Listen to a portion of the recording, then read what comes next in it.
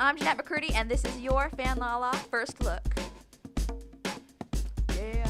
I had always found so much inspiration through music, and I'd always written songs just kind of by myself. I knew enough, knew some chords on the piano and knew enough my way around the guitar. They say all you need is 3 chords and the truth, so I had that.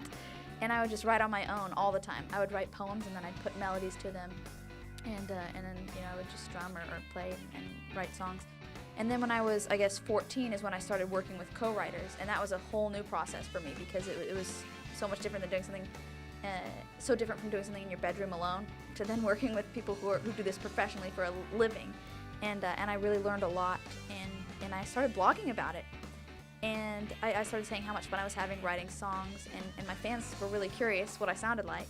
So I thought, well, I'm just going to put this curiosity to a rest, and I'm just going to put something out there. So I put a song out, and it actually did really well on iTunes, and it kind of drew the interest of some different labels and of the country labels that I was able to sit down with. Capitol just, they just seemed to be such a company that was filled with such nice people and people who really live good lives and work real hard. So I found a home in Capitol.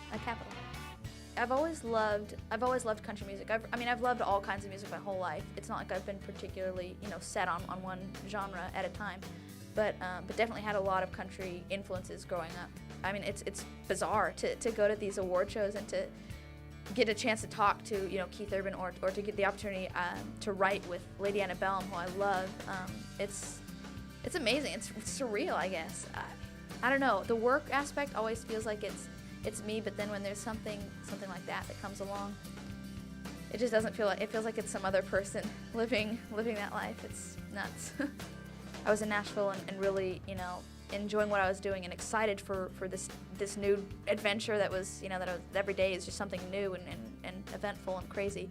But how I really did miss my family, particularly my mom, and how it's just it's not the same doing all this stuff without her, because she's my best friend and the person I hang out with and trust the most. So being without her is odd, but at the same time, it's I'm doing something that I've loved and I've really dreamt of. So it's amazing for me.